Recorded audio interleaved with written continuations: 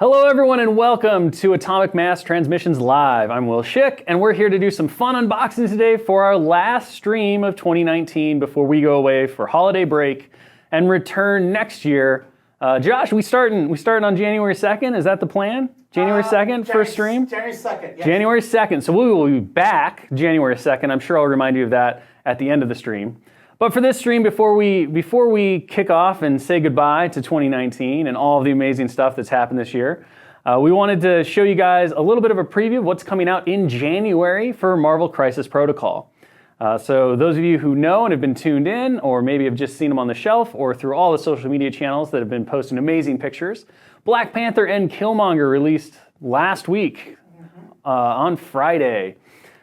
So in addition to those, Black Panther and Killmonger introduced the Wakanda faction, or I should say affiliation, for the game. And the next two members that are listed on that affiliation are Shuri and Okoye. I'm really excited to show you guys these characters, break them out, take a look at their cards, take a look at the frames. I'm very proud of what these two characters represent and how they function on the tabletop. I just love them. Shuri is one of my personal favorites from the first initial waves. And you'll be able to get your hands on them in January, so that's very exciting. So let's go ahead and unwrap this fancy box as we get going. So obviously CP08, Okoye and Shuri and Okoye. So we'll just crack this bad boy up. I already took the shrink wrap off. I figured that probably didn't need to happen. Oh, I don't want to pull that out first. We'll pull out the frames first. All right, so of course we've got our box. It's got our two frames with characters in it and our bases. Woo! All right. So I'm going to put these over here, and let's see if you can see them. So this is the frame for Shuri. And Josh is totally not on the right camera. So, like, he's asleep at the wheel. No. Asleep at the wheel. No, you can see him on the other one. I moved my hands. Oh, it's a professional organization. So Shuri frame. Okoye frame. Let's see if that comes into focus. Yeah. So I really love what we did with the posing on these two. We grabbed a more agile and kind of leaping pose for Shuri where she's firing the Panther gauntlets in mid-stride. And then Okoye, we talked a lot about different poses. We actually had one that was marked out where she was kind of like getting ready to throw the spear. But given her abilities that you're going to see here in a second, we kind of had a change of heart and we really wanted to make this strong, like confident and bodyguard style pose. Like, she's got that head cock. She's very ready. She's set to go on whatever comes her way, and she's probably going to mess you up because of it. All right, so the important bits. We're going to go to the cards. And one of the big things with these characters was we wanted them to kind of fill out the rest of the Wakanda faction, obviously. Affiliation. I'm going to keep saying faction because that's just in my brain. And one of the ways that we kind of did that is when designing the Wakandans and the affiliation, one of the things we kind of came back to is their idea that the Wakandans, through their technology and their training and their intelligence, have a lot of ways to do rerolls, to manipulate dice, to kind of affect their teammates in a great way and make them more efficient through kind of the Vibranium tech or just plain smarts of durability that they have. So with Shuri, whoop, let's get it back. Oh, there she is, yeah. All right. So Shuri is kind of was a really fun character to work on in terms of design space because we really wanted to emphasize her superior intelligence. She's one of the smartest characters in the Marvel Universe. Some accounts have her higher than Tony Stark or Bruce Banner. It's competition between her and Amadeus Cho. I suppose we could have a lot of really big debates on which one kind of comes out on top. You've also got Moon Girl. I suppose she's also like who knows, right? There's a lot of big brains in the Marvel Universe, but Shuri is definitely one of them. So you're going to notice right away, she has stamina 5, she's a move medium, she's size 2, and she's a threat 3. She's going to have 3 defense stats across the board, but this is kind of where you start to see her role. And one of the things I wanted from Shuri in design and kind of on the table was the idea that she isn't necessarily the biggest damage dealer, but she's using all of her technology and innovations and her kind of smarts to manipulate the battlefield to her advantage and help out her allies. So she's really a denial character, and she has a lot of control elements because of this. So Panther Gauntlets is probably my favorite attack out of any of the attacks so far, just for the way it like messes with your opponent. So it's an energy attack. It's range 5, strength 6, power cost 0. The big thing though is that she's a threat 3. You're like, how can she have a strength 6 attack? This is monstrous. It's too much at range 5 even. But if you look, the first ability on her Panther Gauntlet attack is if this attack would deal 1 or more damage, it deals 1 damage instead. So she's never going to be able to blow out anybody with the Panther Gauntlet. She's very likely to always deal damage, but it's always going to revert back to 1 damage. But that's not the point of the Panther Gauntlets is not necessarily to knock characters out. The point of the Panther Gauntlets is to knock them away using the Vibranium kind of sonic force that these things can generate. So after the attack is resolved, you push the target character away short. And then after this attack is resolved, this character gains 1 power. So Shuri is very consistent in terms of what she does and her capabilities on the tabletop, which kind of shows that tenacity and that tendency to have things figured out. She knows exactly what her weaponry is going to do, and she's very reliable because of it. And so this kind of ties back into that super genius kind of idea, and the idea that she is Wakanda's top innovator. Of course, when the going gets tough and the fight gets up close and personal, she needs a way to really come in and deal damage. And so she does that with her second attack, which is Sonic Crush. So this is kind of tuning the Panther Gauntlets into a full-bore like energy attack that is really nasty, and I've done a lot of one-rounding with this attack on some pretty good rolls before in our playtest games. So Sonic Crush is range 2, it's strength 7, and power cost 4. So it's a little higher than some of the other strength 7 attacks. This is kind of reflected because of her threat, and then because of the special abilities that this has. So after this attack is resolved, the target character gains the stun special condition. So it's really great at reducing opponents' effectiveness in terms of being able to generate power. And then, of course, the big one, it has Wild Stagger. Don't really need to go into Stagger too much if you guys have been playing the game at all. You know Stagger is an amazing ability, and Sonic Crush will give it to you. So Shuri is really good at, if you get too close to her to try to finally stop her Panther Gauntlet shenanigans, if she has enough power, and she probably will, she is going to really unleash the pain on you for getting that close. In terms of superpowers, she has a reactive ability called Super Genius. It's cost 1 power. When this character is attacking, it may use the superpower during the calculate success step of an attack. If it does, it may choose to count block results instead of hit results as successes. So again, this kind of plays with the idea that Shuri is so smart and able to adapt on the fly due to her genius that she can manipulate events that might be counterproductive to productive means for her. So if she winds up on an attack roll where she just rolls all blocks instead of hits, you can spend that 1 power and you can immediately flip those around and just have devastating results with a roll that might have been really terrible for any other character. But this is the one, I think, this next superpower really defines her idea and her role in addition to the Panther Gauntlets and how she manipulates enemy characters on the tabletop. Upgrades, which is a reactive superpower that she has, is what really defines her role as the tech support for her squad itself. So upgrades is a reactive power. It's cost X, so it has a variable cost. And it says, after another allied character within range 4 rolls attack or defense dice, this character may use this superpower. If it does, spend up to 3 power. For each power spent, the allied attacking or defending character may re-roll one of their dice. So this is huge because obviously it happens after the initial roll, so you know exactly if you need it or if you don't, and you have a pretty good idea on how many of those re-rolls you're going to want.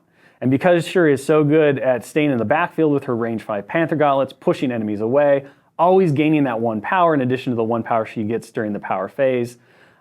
She's just going to be able to use upgrades really effectively, and she can turn other characters on her squad into true, like, accurate monsters. And she can also use it for defense too. So this is really where her support nature comes in, and she pairs really great with the other Wakandans because of it. She's great in Avengers, she's great in Cabal. She's just a super solid support piece that can do a lot of work, despite not being a damage-dealing character. And I just love her because of it. I love pieces that can come in on a table and really change the flow and the dynamics of the battle because of what they do. The last superpower that she has is kind of a nod again to her role as the top innovator and inventor in Wakanda. So she has head of Wakanda R&D. It's an innate superpower, so it's always on. Whenever this character rolls dice after the effect is resolved, it gains 1 power if it rolled at least 1 fail. So those who are kind of like thinking about it, Dr. Octopus, our favorite Otto Octavius, has a rule called Scientific Hubris. He gains 1 power if he rolls any number of criticals in his roll.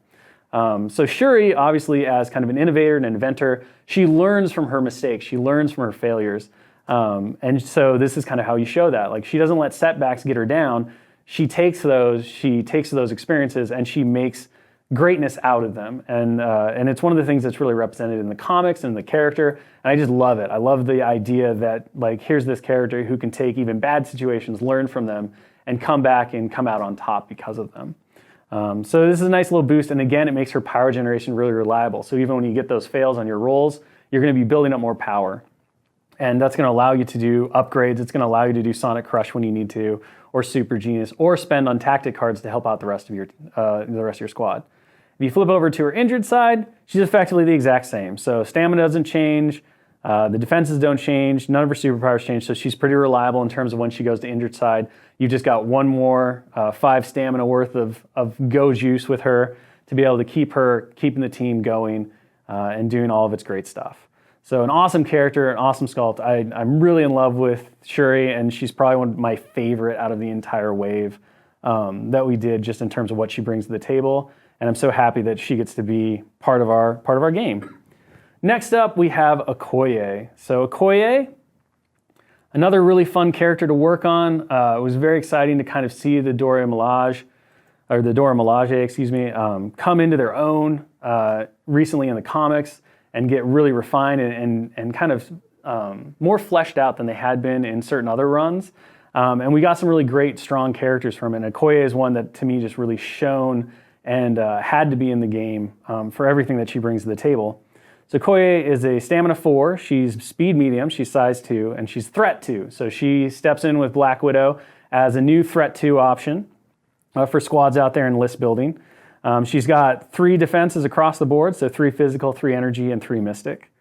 She has a strike, so range 2, physical, strength 4. Pretty basic. After this attack is resolved, this character gains power equal to the damage dealt. She also has a great ranged attack option, Vibranium Spear Blast. It's range 4, strength 4, energy. And after this attack is resolved, this character gains 1 power. So this makes her very versatile on the tabletop. She's able to deal with characters at range, and once they get in close, she's able to do that as well. And then she has one more attack. This is kind of her super attack. This is Vibranium Spear Thrust. So this is range 2, it's strength 5, and it's power cost 4. It has Wild Pierce, so it can change one of the enemy or the defending character's crits, wilds, or hit and block results to a blank. And it has Wild Flurry. Now Flurry is pretty awesome because after this attack is resolved, this character may make a strike attack. So Vibranium Spear Thrust has the potential to let her get 2 attacks out of 1 action. And of course, the strike attack, if successful, can also generate her more power. So in the perfect world with Okoye, you might wind up getting 4 attacks off in a single activation with her if you can Vibranium Spear Thrust twice, roll the wild, and get the flurry with the strikes. And the idea that she generates the power with it makes that more reliable depending on who she's attacking. You'll notice that most of the strengths on her attacks are not the highest. She is not superhuman by any means, but that's because her role on the battlefield really was defined by what the Dora Milaje do in the comics, and that is act as warrior bodyguards. They are the royal family's like first line of defense. They're the elite military force, but their role is in protection, not so much in offense. So Okoye has the reactive ability, superpower Bodyguard. It costs 2. And it's the same one that you see on Captain America. So when another allied character within range 2 of this character is targeted by an attack, this character may use this superpower. This character becomes the target of the attack regardless of range and line of sight. So Okoye is amazing to include in your squads to protect higher threat level characters that you need to get more work out of. So she pairs great with the Hulk. She pairs great with other characters like even Black Panther at times, though Black Panther is fairly tanky himself. But she's always great to have around because she can take those hits. And her other superpowers really lean into the idea that she's going to be more survivable than initially her stats might represent. So she's the general of the Dora Milaje. This is basically represented by the fact that due to her extensive training, she's listed as one of the greatest fighters in Wakanda. She's one of the greatest warriors and can technically go toe-to-toe, I believe, with T'Challa outside of the powers that's granted to him by the heart-shaped herb. So you're talking about a very serious martial character.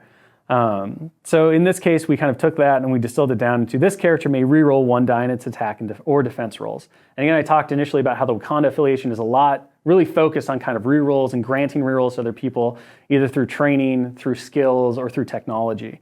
And so this kind of ties back into that whole theme that runs throughout the Wakandans themselves.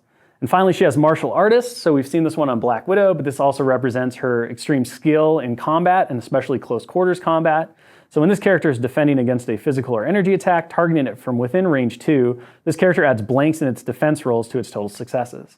So again, all of this leads up to a character that is fairly tanky and really excels at that bodyguard role. And that's what we wanted out of her, was kind of a low threat, effective piece that was mostly focused on protecting those around her. Flipping over to her injured side, again, nothing changes on her. She remains stamina 4.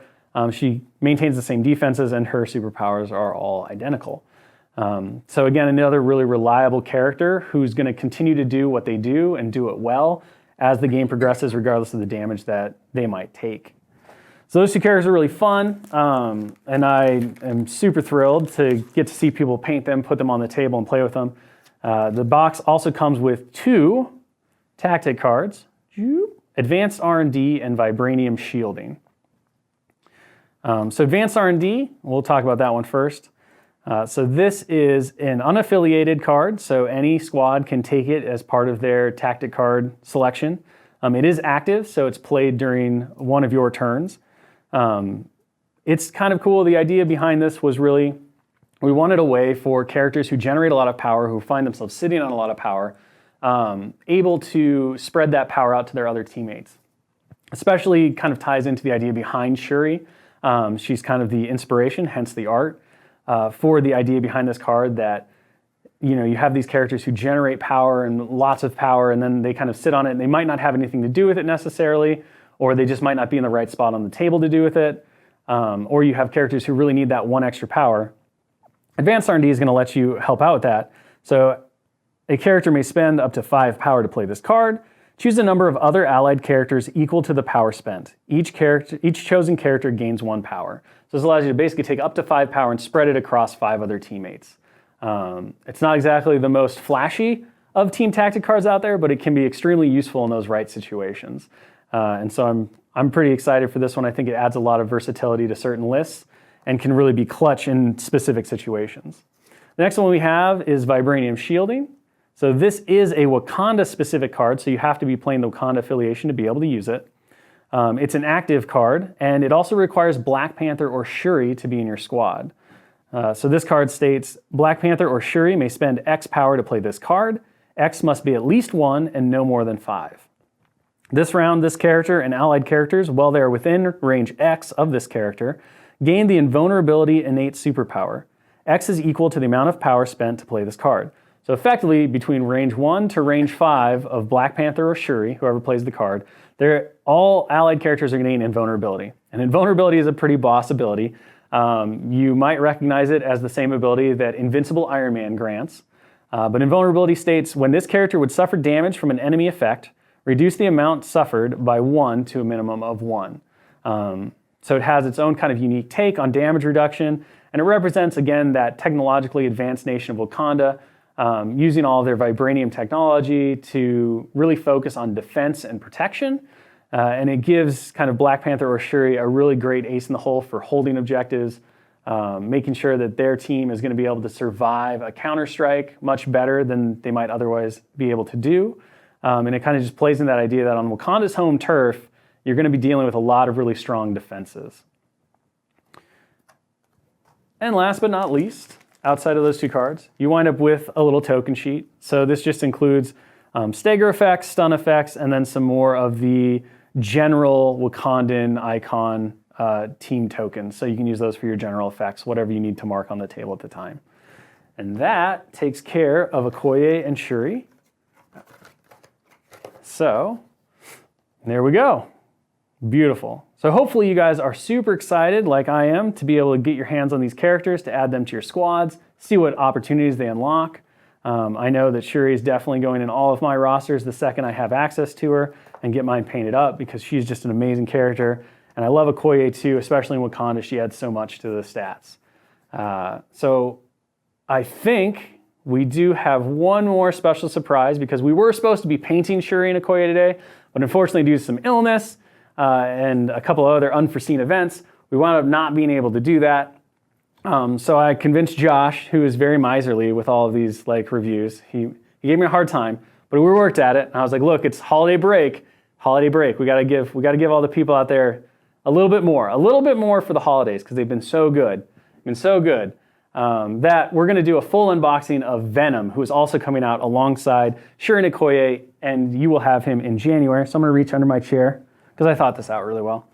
And here we go. So CP09, Venom, the man himself, the symbiote, big black, scary tongue, alien dude, suit. I don't know where I'm going with that. So obviously Venom, I know a lot of people out there are super excited to see him. We did play a game with Venom a little while ago in celebration of the game's launch, just to kind of give a preview of the future. And that created a whole lot of excitement, as it should, because Venom's an amazing character. Super fun to put on the table. But we thought we'd take the opportunity right now to kind of crack open the box, show you everything that comes in it, so that you guys can get ready for January when these two characters drop in stores. So let's just go ahead and crack this open. So we'll start off again with the plastic frame, because obviously you're going to need that in order to play Venom on the tabletop. You see it's a big chonky frame because he's a big chonky boy. Really great. Marco, who is our internal sculptor and engineer, just knocked this guy out of the park. We really knew that we wanted him to be something special and that he was going to be a very big character for a lot of people. I mean, Venom is one of the most iconic, I would say, Marvel characters that just people love and identify with as an anti-hero. And so we wanted to do something that was really just going to scream Venom, scream right by him. And Marco just knocked it out of the park on this guy. So really great, really great sculpt, really fun pose. I love the tongue. It's really gross. I mean, it's even got, I don't know if you can see it on the camera, but it's even got the little bumps for all the taste buds. Can they see? It's kind of dark. I might need more lights. But trust me, there are a lot of little bumps on there that are taste buds, and it's gross and just beautiful at the same time. All right. So with that out of the way, with the plastics, let's talk about Venom himself. So obviously, looking at Venom and kind of thinking about what defines Venom, what makes him kind of different. Physical size and strength has always been kind of one of his things. Eddie Brock is a super huge dude anyway, a very extensive bodybuilder. So we knew we wanted to bring that physicality and the kind of that viciousness of Venom into the forefront of what he did and his rules. And we also wanted to really do right in terms of kind of giving the iconic nature of the character. So stamina 7, like we talked about during the stream, he's extremely durable. This kind of represents the fact that the Venom symbiote has a lot of healing factor potential. It can cleanse poison, it can cleanse sickness, wounds, reset broken bones, all this stuff. The Venom symbiote does a lot of work in terms of protecting its host. Speed short. This was an interesting thing that we talked about throughout development, was how do we make Venom feel a little bit different? How do we differentiate him from a lot of the other Spider characters, like Spider-Man, Peter Parker, Spider-Man, Miles Morales, and all this? So we decided to kind of make him more of a bruiser and of a melee tank. So we made the choice to make him slow. And this kind of helps him define his role. It also allowed us to make him a lot more imposing than he might otherwise be if he was a faster character. So we were able to bump up that stamina, we were able to bump up those defenses because it takes him a little bit longer to get there. Kind of like Crossbones. Venom is able to punch slightly above his weight class because his mobility is a bit hindered. But we didn't completely leave him in the cold because, like all the characters, we kind of gave him some tricky ways around his speed. He's also size 3, so he's much bigger. This makes it really hard for other characters like Captain America and several others to push. Spider-Man can't throw him. He's too big for that in our game, so it gives him, again, more of that durability and that staying power. It's going to take a very strong character to be able to move him off of an objective or to push him away so that he can't come towards you. He's threat 4. I think this is very fitting. Venom has always been one of the more powerful characters in the Marvel Universe and definitely a deadly threat or a deadly ally depending on the story arc that you're looking at. He's physical defense 4. Again, durability, toughness is all right there. Energy defense 2. And of course, this is a nod to the symbiote's weakness against sonics and fire. Pretty much any kind of energy-based attack. We bucket everything in an abstraction, so we wanted him to have a lower energy defense. And this kind of gives you a weakness and a way to play around. When you're facing Venom, if you can bring those energy attacks against him, you're going to be able to wear him down faster, hopefully before he gets to you. And then, of course, he has a Mystic Defense 3, which is pretty average for most characters, but it also shows kind of that durability that the symbiote also gives Eddie against mystic attacks. His first attack, Symbiotic Tendrils, is a physical attack. It's range 3, so he hits like Dr. Octopus. He's got a nice long reach, which kind of mitigates that short movement again. It's strength 5, so a very good hitting power. After the attack is resolved, this character gains power equal to the damage dealt. And then after this attack is resolved, the target character gains the bleed special condition. So this is pretty huge because he doesn't have to roll any wilds, he doesn't have to deal damage, he just bleeds you. Because those tendrils are very sharp and very scratchy. So you're just going to be giving out bleed conditions. Even if your attack fails, you still place a bleed condition, which poses a really interesting conundrum for the target character if they haven't activated yet. Because are they going to waste an action to not take an extra point of damage, or are they just going to suffer that 1 point of damage so that they can take a full activation? So this makes Venom pose some really interesting questions depending on where he's attacking and when. And then of course the big attack, the one that everyone knows and loves from the live stream, We Are Venom. So range 3 again, strength 7 and power cost 3. Now the big winner on this is not necessarily the strength or the cost or the range, but it is the special rule. So after this attack is resolved, this character removes 1 damage for itself for each damage inflicted. This just goes back to like the Venom symbiote kind of absorbing their victims. The idea that Venom is pretty predatory, and like it just gives him even more and more durability. Like the more damage he deals, the more like aggressive he can become, and the more fight that kind of goes into him. So We Are Venom is like a huge piece of his kit, and it just makes him an amazingly durable character on the tabletop and a really terrifying threat. Because if you don't eliminate him before he gets to go, and you face a We Are Venom retaliation, you're going to wind up being really regretful that you even tried to fight him at all. So you have to play around Venom, and you really have to take him seriously before you like engage with him. You can't just kind of ping away at him. Clintar Rage is his first superpower. This is choose an interactive terrain feature or enemy character, both of size 3 or less and within range 2, and throw it medium. This superpower can be used only once per turn. So again, this goes back to the enhanced strength. The Venom symbiote brings Eddie Brock, who is already a bodybuilder and strong in general. Of course, the remembered genetic memory of Spider-Man's spider-enhanced strength. So Venom's able to throw things pretty well around the tabletop. Throw at mediums. Medium throws are huge. And it only costs him 3 power, so it's not really a huge tax for him to be able to do some significant damage in addition to all the attacks he already has. Web Snare, this is kind of our nod to the idea that Spider-Man has his web pull. Web Snare is Venom's version of it, but we talked about how we kind of mitigated the slow speed in a couple of different ways. Web Snare is definitely one of the big ones. So Web Snare is push an enemy character within range 4 towards this character, not short like Spider-Man, but medium. That's a huge push. So you can really get characters way out of position with this, or pull them right into your range 3 symbiotic strike or your We Are Venom. It's power cost 2, and a character can only be pushed by the superpower once per turn. But this also kind of goes to play into if you're not paying attention and you're just like, well, Venom's really slow, he can't get to me. If you can set up a web snare, he's going to be able to not just pull you into him, but probably some of his allies as well, and it's really going to hurt.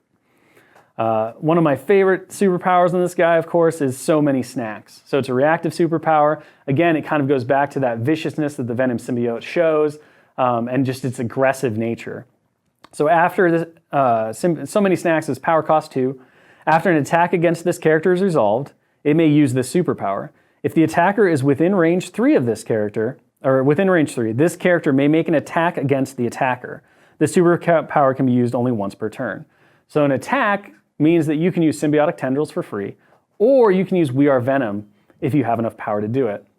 So again, you don't want to take Venom lightly and you don't want to try to plink away at him. You need to go all in or just try to avoid him until you can. Because if he can So Many Snacks with We Are Venom, as we saw in the live stream, where I played against my boy Josh over there, you can really make some grave errors in attacking Venom, and he's going to come out just fine and dandy on the other side of it.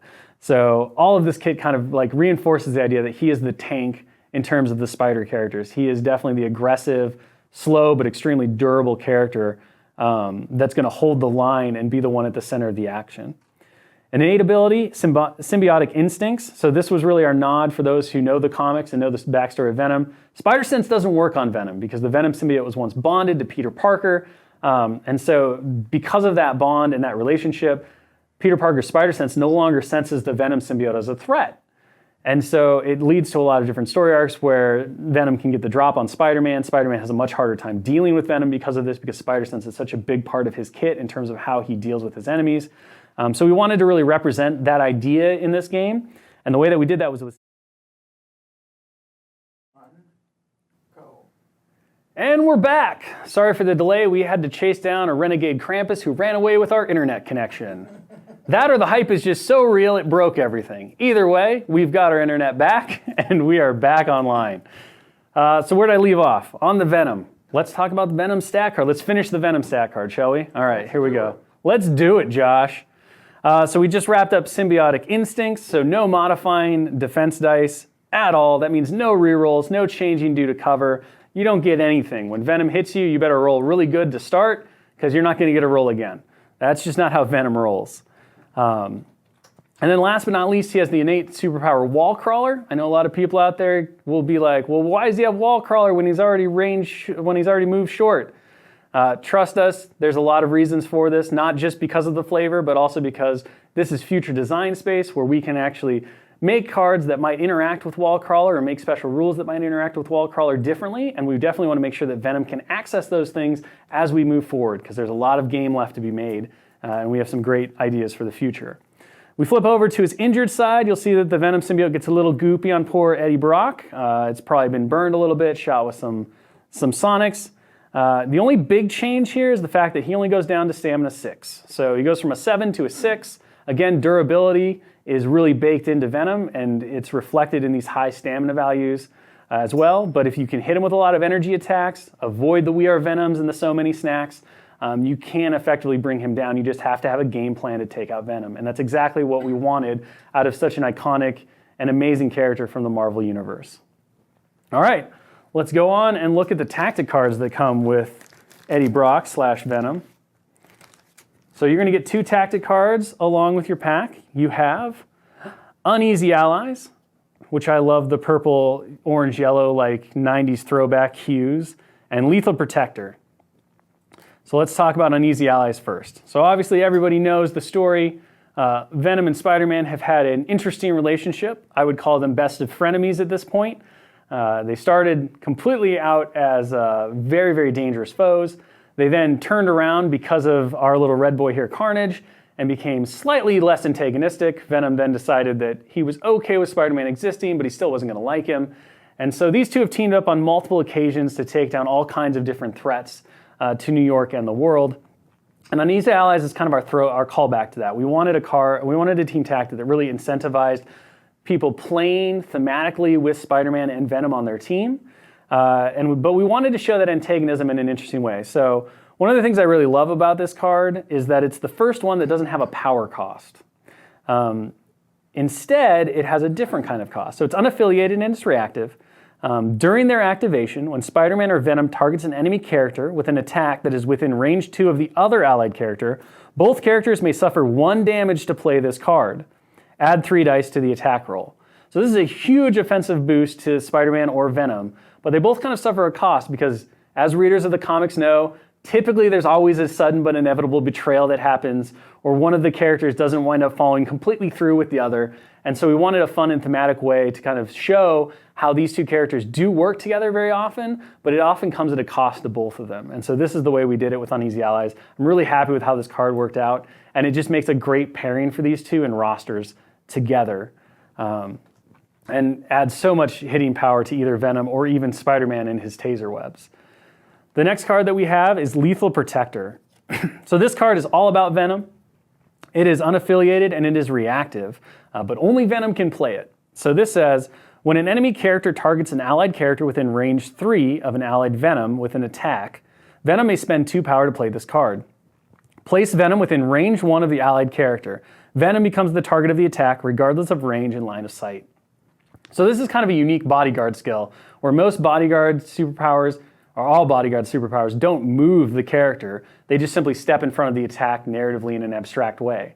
Venom, however, leaps in the way of the attack, so it's a great way to kind of speed him up because you can move him forward. I mean, you're talking about range 3 and then place him within range 1. That's a huge amount of board space that this card can allow Venom to cover all of a sudden. And if that wasn't enough, after the attack is made, Venom probably is going to wind up with some power if he doesn't already have power left over. And so many snacks triggers when Venom's attacked. And guess what? This card makes Venom get attacked. So you can Lethal Protector, so many snacks, and then hit him with a We Are Venom if you have enough power. Or Symbiotic Strike just to put a bleed condition on the target character, which is another really great thing that we didn't really talk about, but the fact that the bleed automatically applies with so many snacks and the Symbiotic Strike means that if a character has pulled its second activation to attack Venom, and you hit them with that bleed, the bleed's going to apply before their activation ends, and they're going to take 1 point automatically. So there's a lot of fun, different kind of like crazy techniques you can use with Venom to really like bring the pain with this symbiotic fighter. And so again, this is another great one to kind of incentivize Venom in your list to really make him a focal point and to allow him to really shine and have some extra maneuverability and some really good surprise tactics that you can pull on your opponent. That'll make them think twice about how they're planning to take out their turns and what they're trying to do. And then last but not least, we of course have our token sheet. So with Venom, you're going to get some extra power tokens because at this point you may need a few. You might have lost some or just want to add to your collection. Of course, he comes with bleed tokens because you're going to be putting out a lot of bleed with Venom. And then he comes with our Spider character team tactic tokens. So these are used when you're playing with Spider-Man and Venom and you want to have a little more thematic like angle to put your tokens down. You can definitely use these to show control of objectives or for other card effects that might need a tracker. So they're just there for you to use, but it's a fun, different way to kind of show that affiliation going on in addition to the Wakanda, the Hydra, and the Captain America icons. So that is it. And we are actually and truly done now. I've shown you all of the things that I can show you at this point. So with that, I will say happy non-denominational holidays to all of you. I hope you have a wonderful break and enjoy all the time with friends and family. And oh, we got Dallas just popped in and waved. Now he's throwing me off my game. I don't remember what I was talking about. There he is. There he is. He's not dead. That's great. It's a holiday miracle. But yes, so thank you so much, guys, for an amazing 2019. We really appreciate all your support, all of your excitement. We love seeing all the work you're doing with your current Marvel Crisis Protocol miniatures, seeing the game reports. We hope you all had super fun watching the Ultimate Encounters Ultron launch yesterday. We've already seen some game reports posted up on social media, including Facebook and Twitter and Instagram. Amazing stuff. Keep them coming. We love seeing that stuff. We love seeing how you're interacting with these amazing characters and with the game itself. As always, be safe, have fun, enjoy. Take time to spend with all of your friends and family and come back and get ready for an amazing 2020 because we have so much more in store for you. It's going to be awesome. So thank you guys. This is it. We will see you January 2nd, 1 p.m. Pacific Standard Time for our first stream of 2020. Thank you and good night. Woo!